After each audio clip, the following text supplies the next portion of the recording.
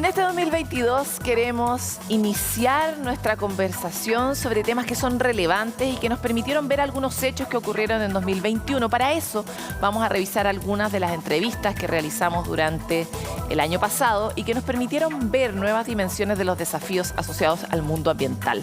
Para comenzar, vamos a presentar la entrevista que le hicimos a Catherine Wisdow, experta del programa Harmony with Nature de la ONU o Armonía con la Naturaleza de la ONU y además directora ejecutiva del Centro de Derecho Ambiental y Ética. Muchas gracias por estar con nosotros. Bienvenida, Katie. Gracias, muchas gracias por tenerme y por crear el espacio para tener esta conversación. No podemos subestimar la importancia de los medios en todo esto, así que gracias.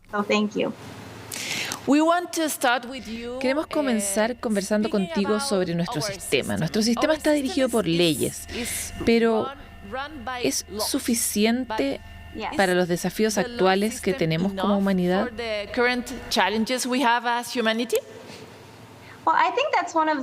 Bueno, yo pienso que esa es una de las importancias que tiene la ética, porque los apuntalamientos de todas nuestras leyes para los gobiernos, para las democracias, son principios de ética. Está mirando hacia los comportamientos correctos e incorrectos, con responsabilidad adjunta. Y eso va a nivel individual, a nivel familiar y a nivel organizacional, por sectores y estados nacionales. Y sí, las leyes son una parte fundamental de eso y puede visibilizar lo bueno del sistema, pero también puede hacer notar lo malo.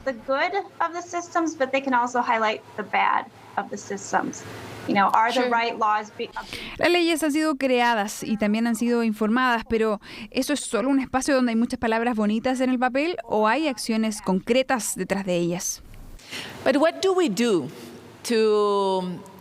qué hacemos para transformar la ética y las grandes reglas? Es difícil para la humanidad tener un sistema regido por la ética. No lo tenemos. Es algo que hemos perdido durante nuestro proyecto de desarrollo. ¿Qué podemos hacer para volver a traer la ética al centro de la discusión? Yo creo que necesitamos ayudar a las personas a entender mejor a lo que nos referimos por ética, porque no es una conversación académica liderada por un grupo de élite. Sucede en realidad todos los días. En cada decisión que tomamos hay apuntalamientos éticos y leyes. Pero también hay presupuestos. Los presupuestos son declaraciones de prioridades, declaraciones de ética. Entonces, lo que yo hago es poner en evidencia esos apuntalamientos éticos para avanzar en mejores leyes y también para destacar los daños del sistema actual. Por ejemplo, el principio fundante y más importante para la sociedad y el cambio climático es el deber de no dañar. Y si ves que se está haciendo daño, sana ese daño y previene el comportamiento que lo causa. Y después de eso, relacionado a esto, está la justicia. Entonces, si tú causas daños como nación, organización o industria, debes dar cuenta por ese daño. Las emisiones históricas son un daño a diario. Y todo esto está en realidad conectado.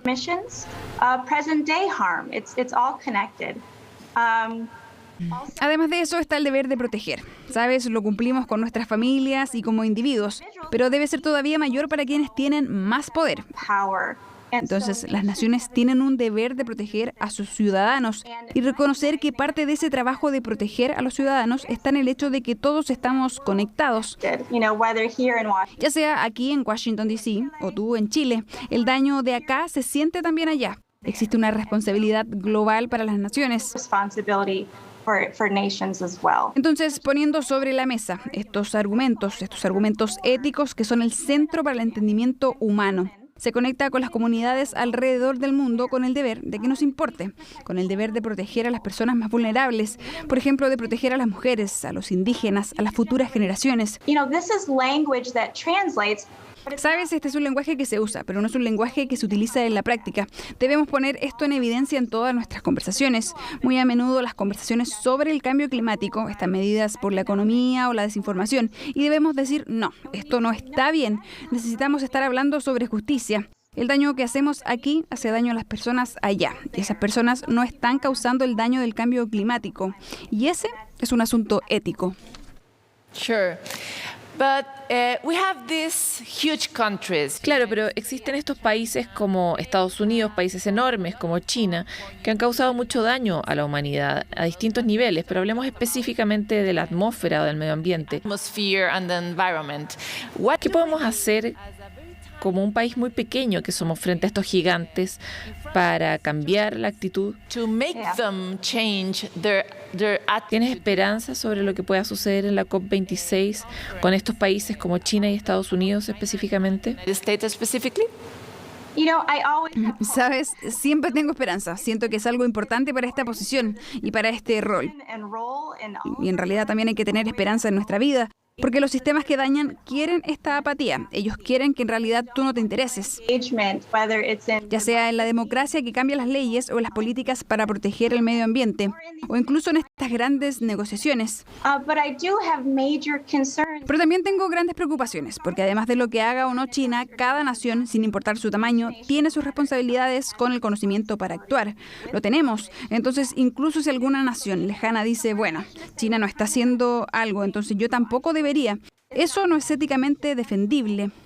Con el conocimiento de que nuestras acciones causan daños, debemos actuar lo mejor que podamos, cada uno de nosotros.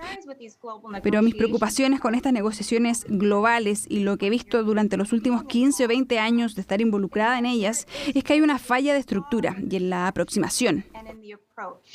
Tenemos a las mismas naciones, a los mismos líderes que usualmente son los líderes que provocan el daño, el mismo lenguaje bonito y las mismas acciones impotentes, que en realidad no son lo suficientemente urgentes y no son lo suficientemente poderosas, pero de alguna forma estamos esperando un resultado diferente, lo que para mí en realidad no está para nada bien. Entonces yo creo que debemos mirar hacia la estructura de las negociaciones, porque no debería suceder que países como Estados Unidos o Australia, por ejemplo, estos grandes estados negociadores, tengan más poder que el G77, que ahora tiene más de 120 estados. Esa metodología, esa aproximación hacia la toma de decisiones global, donde unos pocos estados tienen todo este poder sobre la mayoría de los estados y sobre los que están más perjudicados, eso en realidad no está nada de bien. Y eso no nos va a encaminar hacia las decisiones que necesitamos con urgencia. Simplemente no lo hará, así que yo creo que hay asuntos importantes relacionados con la estructura de las negociaciones. Porque tú tienes naciones que ni siquiera tienen una intención de seguir los acuerdos, así que tenemos que afrontar estos grandes problemas de poder y también balancear un poco los poderes. So we have to address these big issues of power imbalances. Let's talk about the local problems. We live in Chile and we have... Vamos a hablar ahora sobre algunos de nuestros problemas locales. Nosotros vivimos en Chile y hemos visto tantos casos de desastres ambientales que han sido observados por los gobiernos y los líderes, por personas durante años y años, y nadie hace nada al respecto.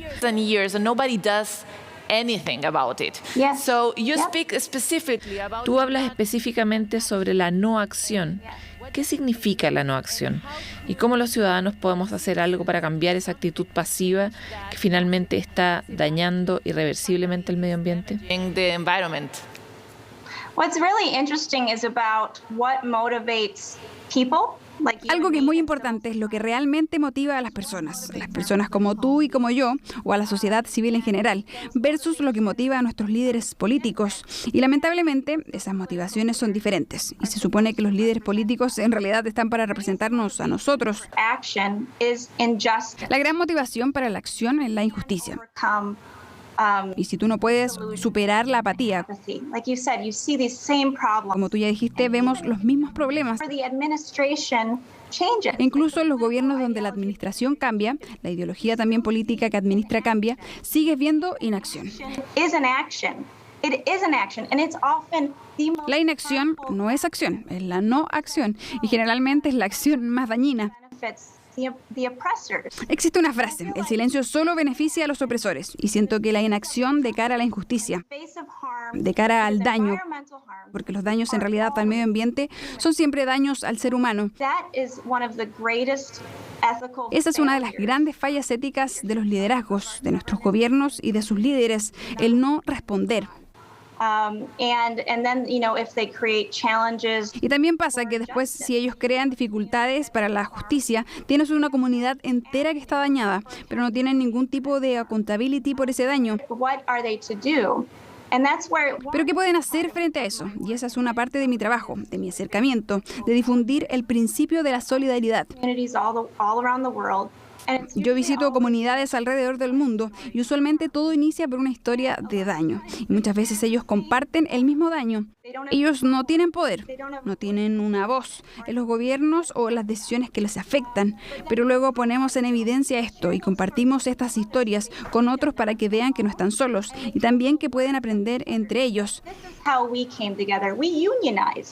Esa es una forma en cómo podemos reunirnos, cómo podemos unir fuerzas. Y esto es cómo podemos unirnos también para enfocarnos en las mujeres o al enfocarnos en los cuidados diarios que deben darles. Entonces ellos comparten esas historias para intentar afrontarle en acción de los gobiernos, esta falla de los gobiernos e incluso también su inexistencia por completo. Y uno de los temas de la comunidad con la que trabajo en Gary, Indiana, es la ausencia completa de gobierno. ¿Cómo asistimos y cómo se supone que trabajemos a través de esto? Y la respuesta es a través de la solidaridad, a través de la unidad, de la comunidad y del bien común. Katie, I want to say thank you for this interview. Katie, te quiero agradecer por la entrevista. No tenemos más tiempo, pero esperamos escucharte en la Semana del Clima 2021 aquí en Chile. Thank you very much. Keep doing your good work. Thank you so much. Hasta aquí llegamos con esta entrevista. Es importante comprender el gran problema que subyace finalmente detrás de este modelo, donde los más débiles, los más chicos, los cuya voz menos pesa, son aquellos que reciben los peores impactos de las decisiones de los más grandes, ese daño del que habla Katie. Es un problema de justicia, es un problema de democracia, es un problema de cómo ejercemos también la ciudadanía, y esas son las invitaciones que hacemos en este camino a la COP para tener, ojalá, mejores resultados. Vamos a una pausa y volvemos con más.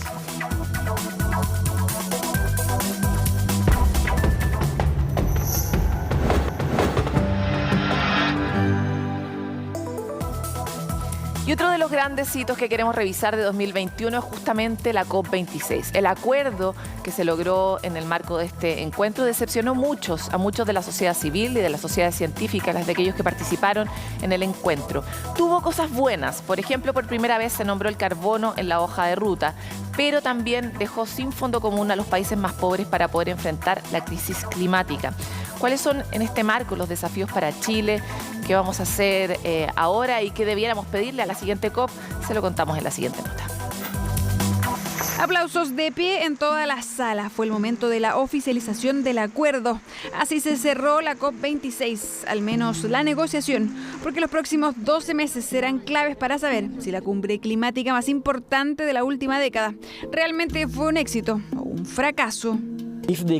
Si hacen promesas que no pueden cumplir, puedo decir que la COP26 es un fracaso. Es un fracaso para el mundo entero. El calentamiento global está aumentando, las inundaciones están aumentando.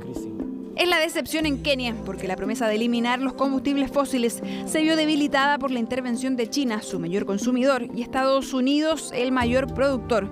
Esto con la ayuda también de la India y la Unión Europea. Así el término eliminar pasó a reducción progresiva. Están tratando de proteger sus intereses y sus inversiones en los combustibles fósiles, para así seguir ganando por mucho tiempo más. Optimizar la estructura para la energía y reducir las proporciones de consumo de carbón son procesos graduales y necesitan cumplir con las diferencias para el estado de desarrollo y de recursos de cada país. El recambio toma tiempo, dicen, y en Kenia sufren con la espera, porque en todo África la temperatura sigue subiendo más rápido que en otros continentes, a pesar de que contaminan menos. Desigualdad, que tampoco logró acuerdos económicos. Las naciones más ricas se negaron a crear un fondo económico para los países más pobres.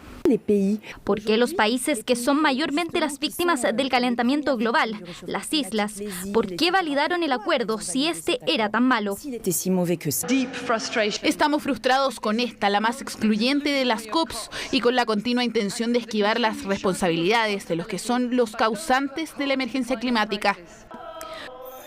Copa amarga para algunos, pero ¿qué queda para Chile? Queremos ver acción y están todas las condiciones para que el nuevo gobierno que asuma en marzo pueda trabajar con este grupo el desafío es gigante. Dentro de 2 gobiernos tenemos que lograr ya reducir un 50% las emisiones de Chile. Cuidar nuestro mar y las verdaderas selvas marinas que alberga resulta fundamental, especialmente dadas las amenazas que hoy enfrentamos de proyectos como Dominga en el norte, como la sobrepesca, la pesca de arrastre o la instalación de salmoneras. Pero también hay quienes reconocen que por primera vez se habló de carbono en el acuerdo, pudiendo reglamentar sus mercados. Además de cumplirse todo lo acordado, la promesa de los 1,5 se mantiene viva y los países por primera vez tendrán que rendir sus emisiones a Naciones Unidas.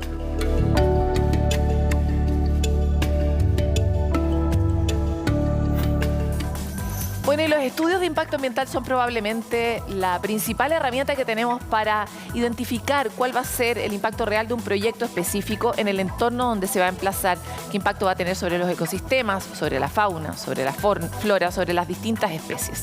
¿De qué se trata este estudio y cuál es su diferencia con las declaraciones de impacto ambiental? Se lo contamos.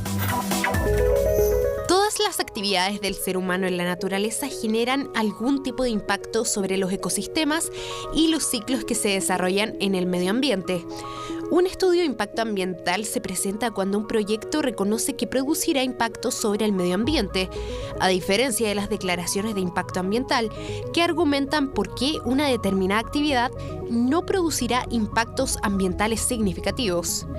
En el caso de proyectos públicos o privados como la construcción de puertos, edificaciones ambientales, construcciones para desarrollar la minería, proyectos de agroindustria y forestales, deben realizar un estudio de impacto ambiental y presentarlo al Servicio de Evaluación Ambiental por el alcance y la magnitud que representan para los ecosistemas y habitantes donde se emplazan. El objetivo, describir minuciosamente las características de estas actividades y entregar antecedentes fundados que puedan predecir, identificar e interpretar el impacto ambiental que tendrán en la zona donde se ubiquen, junto con detallar las acciones que se ejecutarán para mitigar, reparar y compensar sus efectos negativos. En Chile, la mayoría de los proyectos y actividades son autorizados mediante el proceso de declaración de impacto ambiental, lo que ha permitido el funcionamiento de proyectos que terminan causando una serie de conflictos administrativos y jurídicos entre los titulares, las autoridades y las comunidades. Bueno, las bacterias y gérmenes han tenido siempre pésima fama, ¿verdad? Están asociadas a las enfermedades, pero hay bacterias, y son la mayoría, que nos permiten obtener recursos vitales del entorno, nos prestan servicios ecosistémicos y además podrían ser útiles para resolver problemas graves que tenemos, como por ejemplo la limpieza del agua. Agua que fluye, fuente de vida, que es cada vez más escasa. Las ciudades siguen expandiéndose y la demanda es más alta. En Chile se calcula que en 2035 casi el 90% de la población será urbana. Por eso cada vez es más importante cómo limpiamos el agua. Las bacterias están en este planeta hace 4.000 millones de años y en la actualidad están presentes en todos los ecosistemas y cubren todas las superficies del planeta. Bacterias y gérmenes están en todo, pero ¿sabías que con ellas se puede limpiar el agua? Existe una gran diversidad de microorganismos que son capaces de degradar contaminantes de las aguas residuales domiciliarias. Bacterias heterotróficas, que son aquellas que son capaces de usar los desechos orgánicos como fuente de energía, es decir, ese es su alimento principal. La metodología no es nueva, desde hace siglos se han usado microorganismos para limpiar el agua. El dilema ahora es hacerlo más eficiente, entendiendo que nuestro consumo es cada vez mayor. De allí la idea de una biopelícula, algo así como un sticker lleno de estos microorganismos. La gracia que tiene un biofilm es que permite concentrar mayor cantidad de células. Entonces, las células acá no están en suspensión, ¿no es cierto?, individual, o sea, puedes tener altas concentraciones de células, básicamente por ahí va la cosa. Entonces, si el agua está contaminada, tú necesitas menos tiempo que esa agua esté en el estanque para que sea degradada, porque en el fondo hay mucha carga celular. Ingeniería que se encarga de mirar la naturaleza para replicar condiciones, tecnología que vuelve y se inspira en lo ya creado. La idea es reemplazar las plantas comunes por biofactorías, ocupar los desechos que se producen al limpiar el agua y poder llevar las biopelículas a más lugares. Lo que hace básicamente a través de la ingeniería es dar un ambiente más propicio para que estos microorganismos que degradan los contaminantes puedan crecer de manera adecuada para que el tratamiento sea más eficiente. Considerar a las bacterias como algo absolutamente malo es totalmente incorrecto. Las bacterias sustentan al planeta, nos sustentan entonces a nosotros mismos. Limpian el agua y las consumimos a diario, están presentes en nuestro organismo y de hecho nos mantienen sanos. Son las bacterias que ahora además podrían tener la respuesta para hacer nuestras plantas de tratamiento más pequeñas y más eficientes ante ciudades que crecen rápidamente.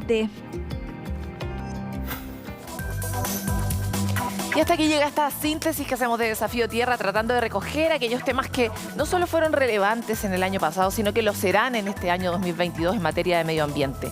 ¿Qué otras herramientas necesitamos? ¿Cómo vamos a enfrentar los enormes desafíos que tenemos en adelante? Son las preguntas que nos quedan y que queremos acompañarlos a ustedes a resolver. Encuéntrese con nosotros a través de todas nuestras plataformas y plantéennos ustedes sus propias inquietudes para poder responder a ellas durante este 2022. Nos vemos.